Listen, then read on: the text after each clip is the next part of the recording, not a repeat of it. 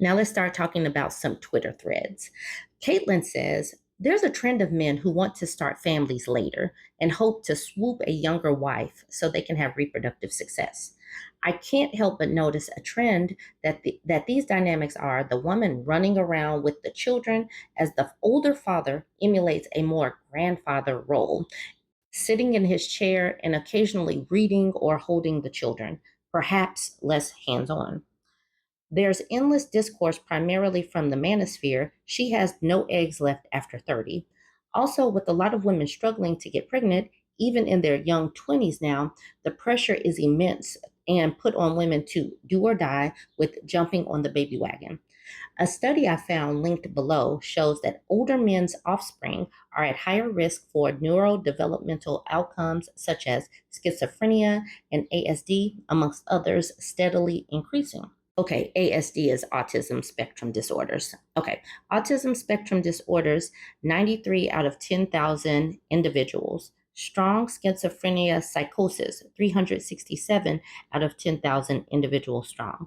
Whether this is a younger people have better reproductive success with lesser risk, is a reminder that men who want to live a fast life then settle down and pop out babies, it may pose a challenge for them as it does for women. Is advanced paternal age a health risk for offspring?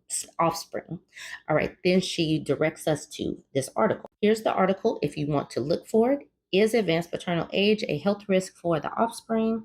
You can check out the article on your own, but I did ask the Google, what is the maximum age that you can donate sperm?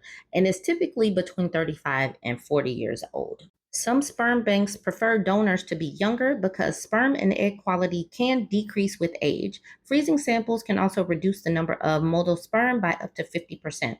However, other research suggests that increasing sperm donor age up to 45 doesn't negatively impact the chances of live birth or miscarriage. Additionally, some studies have associated sperm from older men with birth defects and other health issues in children.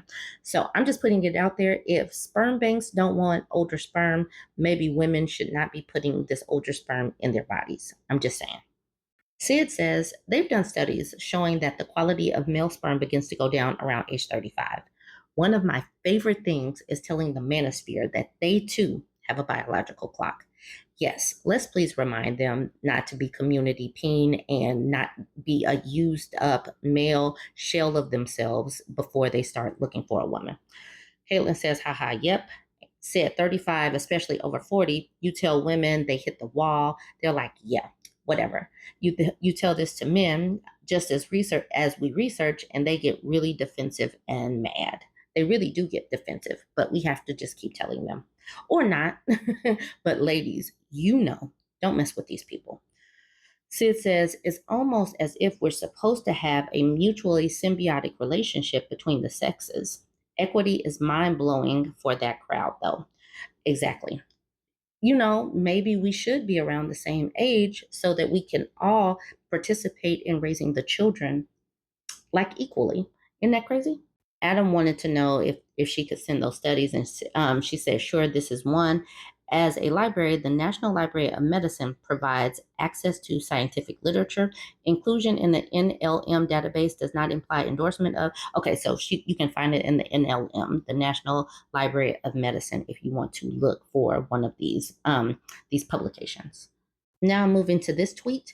Breaking news. Sandra I'll say Hemi, has been freed after spending 43 years in prison in Missouri for an unaliving likely committed by a cop. Her prison term marks the longest known wrongful conviction of a woman in the U.S. in history. So I clicked on the story, and here's the story. You can find the article. When cops are able to frame a person and get them sent away for decades, it is literally just taking their life. This is wild. An emotional scene unfolded early Friday evening as a woman who was wrongfully convicted and imprisoned for more than 43 years finally walked out the doors of a Missouri prison. Sandra Sandy Hemi, 64, was freed after a judge found her innocent of a 1980 unaliving. Her prison term marks the longest known wrongful conviction of a woman in U.S. history, according to the information from the National Registry of Exonerations. Around 550, Hemi was released from Chillicothe Correctional Center about 90 minutes northeast of Kansas City. She was escorted out with her attorney, Sean O'Brien, and embraced by several family members near the entrance of the prison. Kimmy's release had been expected since June 14th, when Livingston County Circuit Judge Brian Horseman issued a 118-page order saying she is innocent in the November 12th, 1980 unaliving of Patricia Jeske in St. Joseph. Buchanan County prosecutors were to decide if they would retry Hemi or dismiss the charges, but the prosecutor, Michelle Davidson, did not publicly announce a decision and did not respond to requests for comment about the case. On July 9th, Horseman issued an order for Hemi's release. Missouri Attorney General Andrew Bailey's office called the warden and prevented her release, though no stay was in place. Bailey's office fought Hemi's innocence case and then her release, filing motions in Livingston County and with the Western District Court of Appeals and the Missouri State Supreme Court. On Thursday, the High Court overruled the Attorney General's motion to stay her release. During a heated hearing on Friday, Horseman threatened to hold officials with the Attorney General's office in contempt if they further prevented her release. I would suggest, counsel, you never do that again, Horseman told Assistant Attorney General Andrew Clark regarding their calls to the warden, adding that it was wrong, absolutely wrong. And here she is walking out. Horseman said if Hemi was not released by 6 p.m. Friday, he would expect anyone with the Attorney General's office who was involved, as well as the Attorney General Andrew Bailey, to appear in his courtroom at 9 a.m. on Tuesday. Hemi's legal team noted that her father had been hospitalized and was receiving palliative care as of this week. She was planning to see him as soon as she was freed.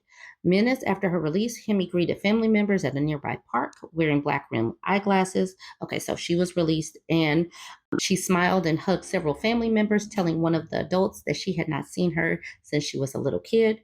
Hemi would live with her sister, Joyce Case, who says she was just happy. O'Brien said the rare occasion was joyous, but that Hemi will need help because she has spent most of her life from age 20 to 64 in prison. It was too easy to convict an innocent person and way harder to get her out, even to the point of a court order being ignored.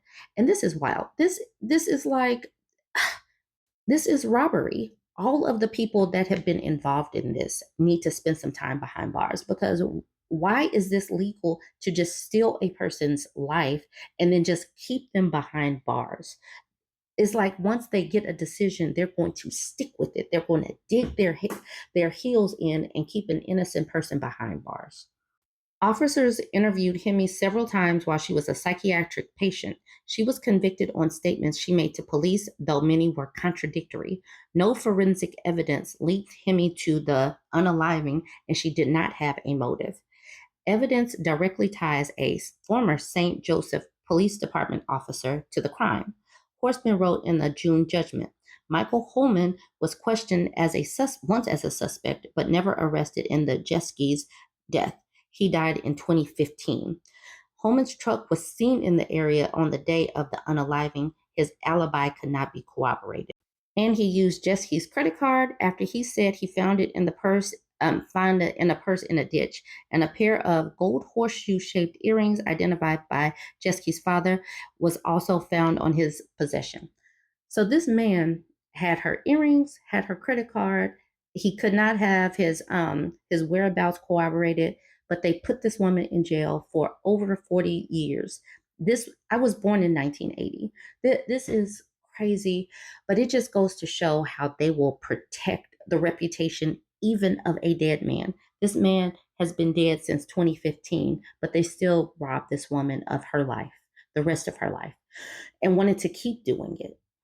Okay, you guys can go ahead and let me know what you think about these two tweet threads, even though this one basically just led to this news article. Join the conversation. Let me know what you think. Don't forget to like, comment, and share.